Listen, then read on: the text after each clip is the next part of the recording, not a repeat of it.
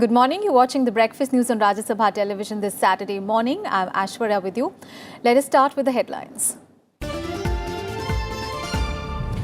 Let your thoughts be heard from Red Fort. Prime Minister Modi invites people to share inputs for his Independence Day speech. Open forum on Namo app gets over 4,500 suggestions within minutes of tweet.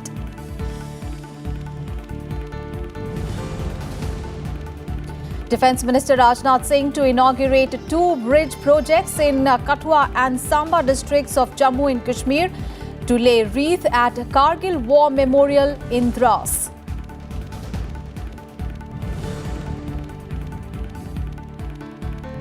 Floods toll touches 150 in Assam and Bihar. Over 1.15 crore displaced in both the states. Administration braces against the likelihood of epidemic in Bihar. Prime Minister assures delegation of Assam MPs of help in the crisis.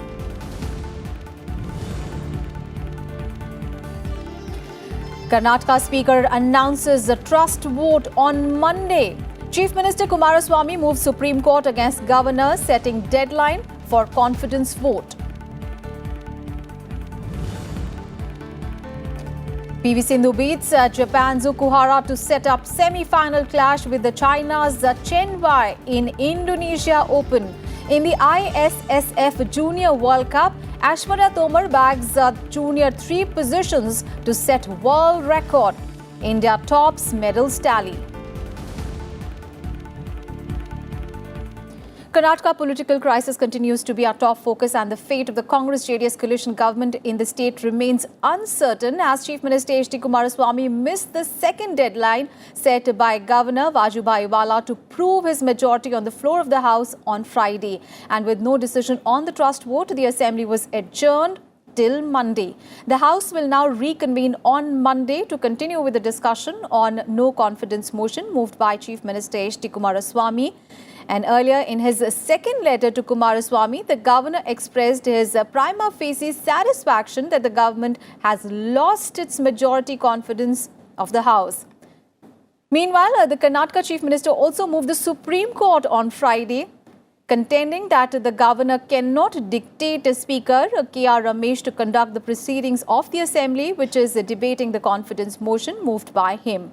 The Karnataka Congress also moved the Apex Court, contending that its 17th of July order on the resignation of 15 rebel Congress-JDS MLAs was coming in the way of party issuing whip to its legislators in the ongoing trust vote.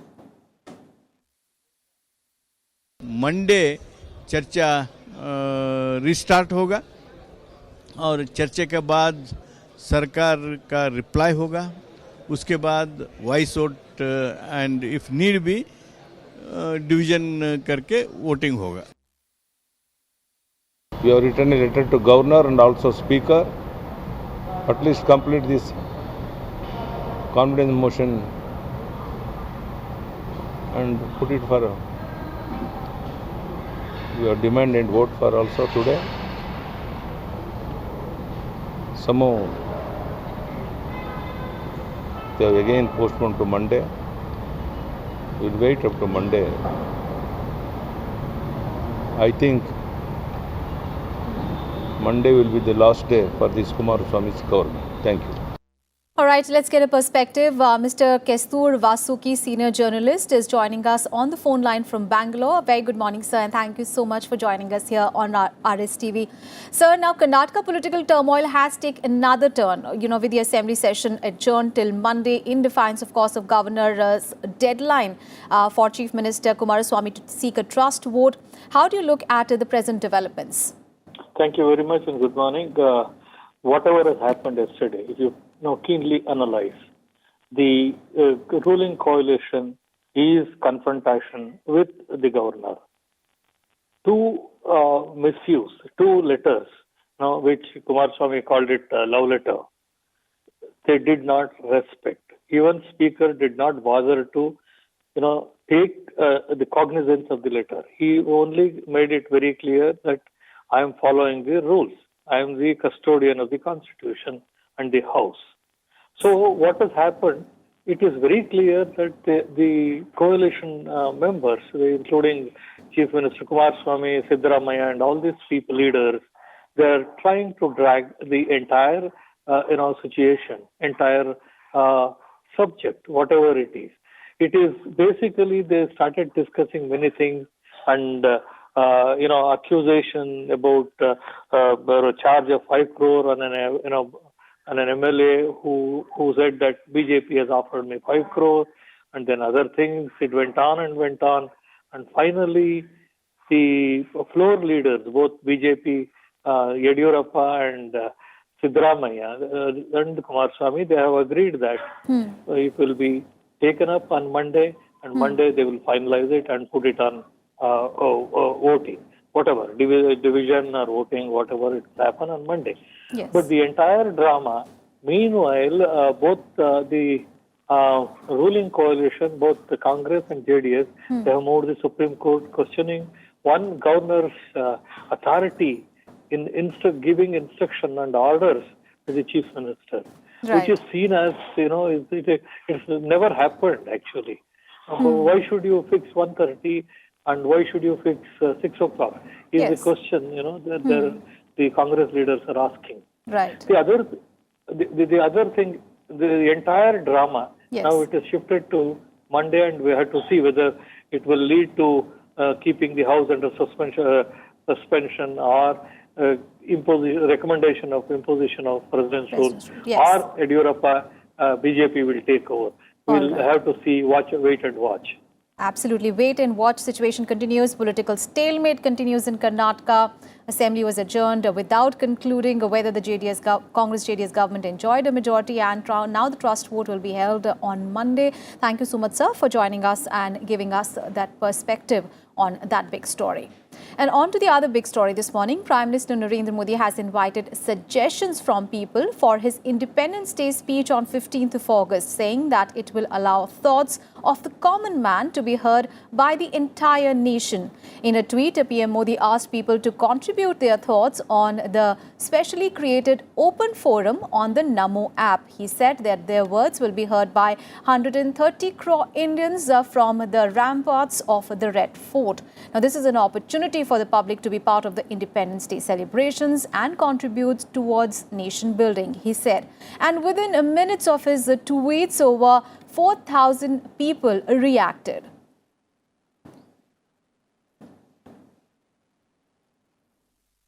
Defence Minister Rajnath Singha will be on a day-long visit to Jammu and Kashmir today on the occasion of Kargil Vijay Divas. During his visit, he will pay tributes to the martyrs on the 20th anniversary of the Kargil War and will also interact with the troops. He will also review the security situation along the line of control in the valley and also the line of actual control in Ladakh. Besides hinterland operations, the Defence Minister will also inaugurate 2 bridge projects on the rivers Uj in Katwa district and in Samba district of Jammu division. Now, these 2 bridges are significant from the border point of view as well as connectivity for the locals here. The Defence Minister will be accompanied by Minister of State in PMO Jitendra Singh and Chief of Army Staff General Bipin Rawat. Now, this is Singh's first visit to Jammu after taking over as the new Defence Minister. And earlier, Army Chief General Bipin Rawat visited Dras sector in Jammu and Kashmir on Friday, and during the visit, he was briefed by the General Officer commanding Fire and Fury Corps on the prevailing situation and operational preparedness in the sector. General Bipin Rawat also interacted with the soldiers deployed on the line of control. The Army Chief was accompanied by General Officer Commanding-in-Chief for Northern Command as well.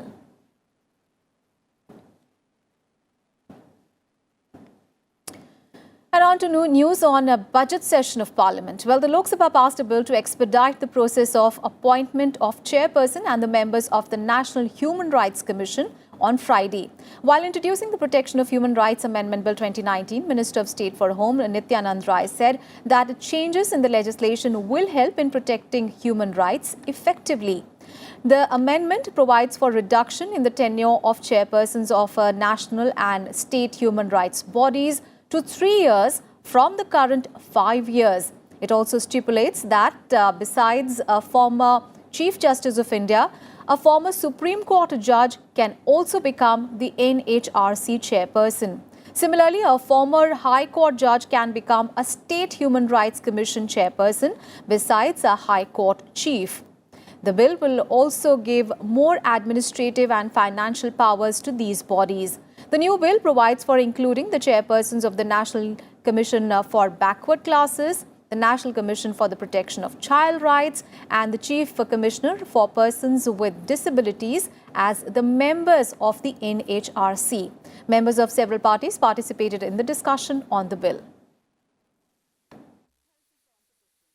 आयोग चाहे वह राष्ट्रीय आयोग हो या वह राज्य का मानव अधिकार आयोग हो, उसका कोई भी पद रिक्त नहीं हो, इसलिए सरलता के लिए, सुविधा के लिए और पद रिक्त नहीं रहे, इसके लिए पद पे नियुक्ति हो जाए अध्यक्ष का, इसके लिए इस प्रावधान को यहाँ प्रस्तुत किया गया है, लाया गया है। अध्यक्ष महोदय, इसी प्रकार का एचआरसी में भी है कि ठीक उसी प्रकार राज्य के मानव अधिकार आयोग में उच्च न्यायालय के मुख्य न्यायाधीश के अलावा उच्च न्यायालय के न्यायाधीश भी इस अध्यक्ष पद के लिए पात्र हो सकते हैं। The fact is that the post of DG investigations of the National Human Rights Commission was kept vacant for a period of 3 years since 2014 until the Supreme Court hauled up the government for its failure to make an appointment. The bill should have provided for time-bound appointments, but it does not do so. जो भी हमारे ये आयोग हमारे बन रहे हैं, इन बातों पर ध्यान दिया जाए। ऐसे को गाइडलाइन भी साथ साथ तैयार होना चाहिए, ऐसे रूल्स भी कुछ प्रकार से बनना चाहिए कि वो एडमिनिस्ट्रेशन को मदद करें। This actually will open up a wide bracket of choices for the government, which in turn will have a potential of resulting in an unhealthy competition among the members of the serving judiciary and more politicization of the same. I am opposed to this reduction of term of the Human Rights Commission chairman. I am also opposed that instead of Chief Justice of Supreme Court, you are allowing any judge of the Supreme Court. That will reduce the gravitas of the post of chairman. Please bring this bill again. Let's have a more detailed discussion on it and increase the ambit of it so that it's strengthened, so no citizens of India ever goes without his issues unaddressed. Meanwhile, in the Rajya Sabha, BJP MP Vijaypal Singh Tomar moved a private member's resolution for the welfare of farmers. Now, Tomar sought a setting up.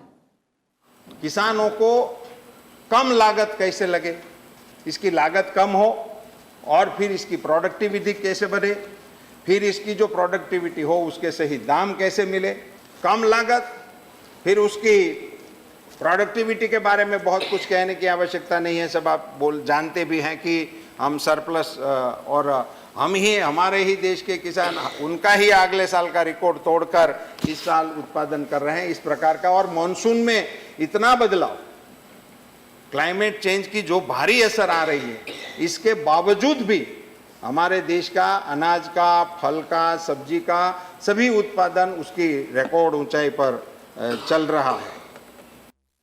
Now, Tomar sought a setting up of a National Farmers Commission with constitutional status to deal with the farmers' issues. He also sought a hike in funds provided to the farmers as a Kisan Samman Nidhi from 6,000 rupees to 10,000 rupees per year. Replying to the resolution, MOS Agriculture Purushottam Rupala told the House that the government is planning a drive to bring around 7 crore remaining farmers under the Kisan Credit Card scheme.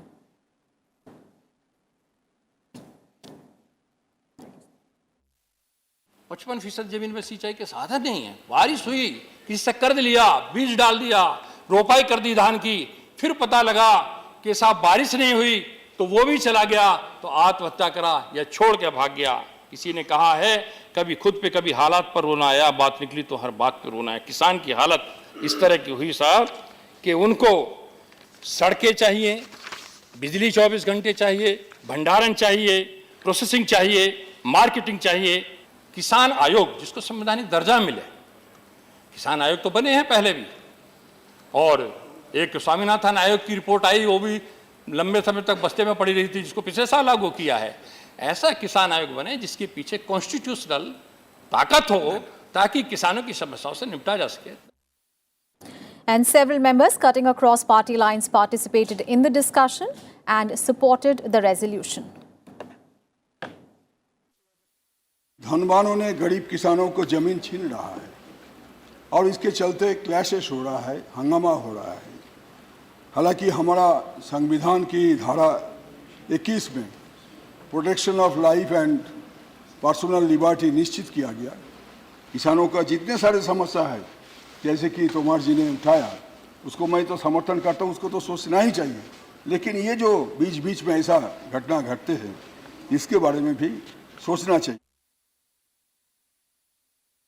प्रधानमंत्री किसान सम्मान निधि आपने 6,000 देने का वादा किया, लेकिन पहला किस्त मिला 3,36,02,000 रुपए का पहला किस्त मिला, लेकिन आपने दूसरे किस्त में उसको कम करके 2,96,00,000 कर दिए, और 2,70,000 किसान जो बैंक ब्यौरा और जमीन ब्यौरा में विसंगति के कारण ना तो उनको पहला किस्त मिल पाया, ना ही उनको दूसरा किस्त मिल पाया।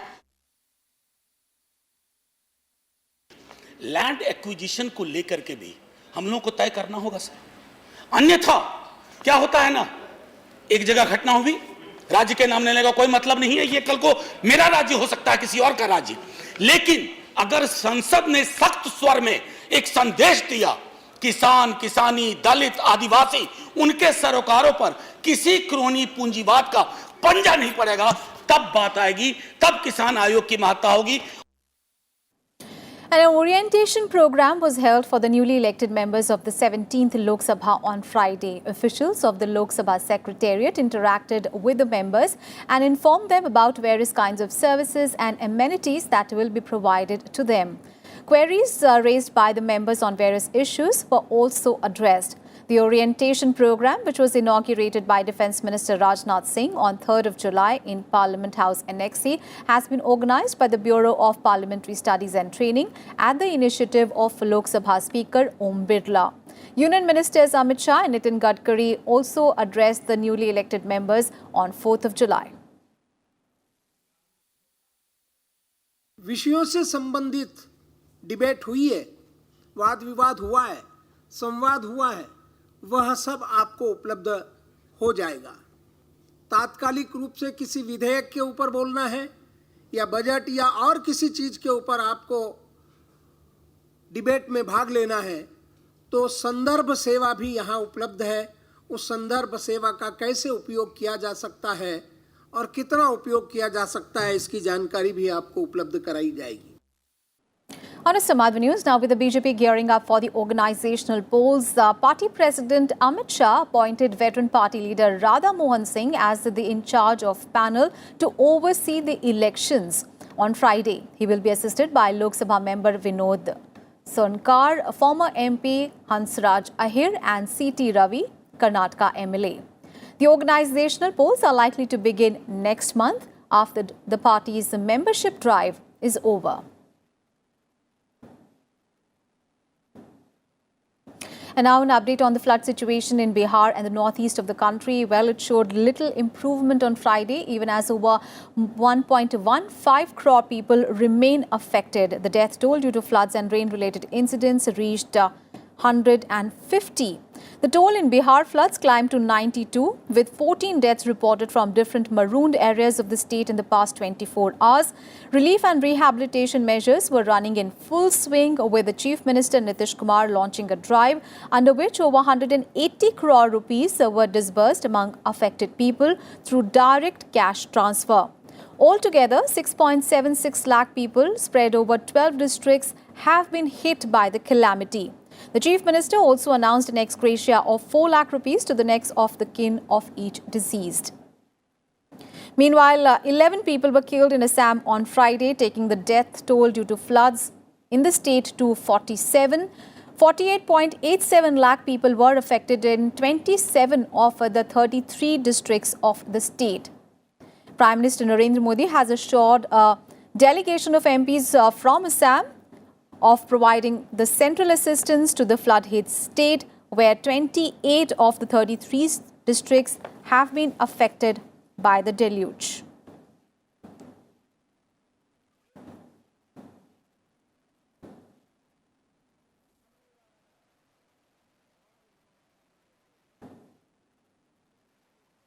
In more monsoon update, the southwest monsoon advanced into the remaining parts of West Rajasthan, thereby covering the entire country on Friday.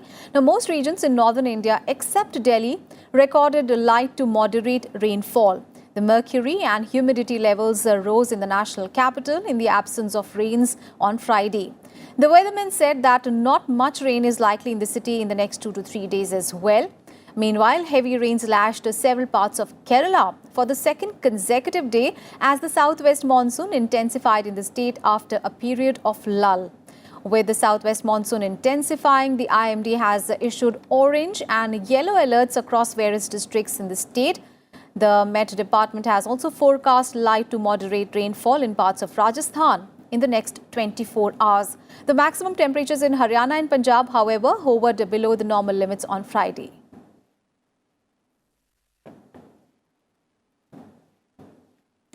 On to some sports news now. PV Sindhu has entered the women's singles semi-finals of Indonesia Open. In Badminton Indonesia Open, ace Indian shuttler PV Sindhu will play now her semi-final match against Chen Wei of China today.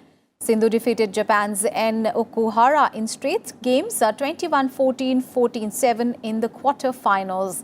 Chen Wei earlier defeated Zhang Bi of the US 21-14, 21-17, 16-21 in the quarterfinals.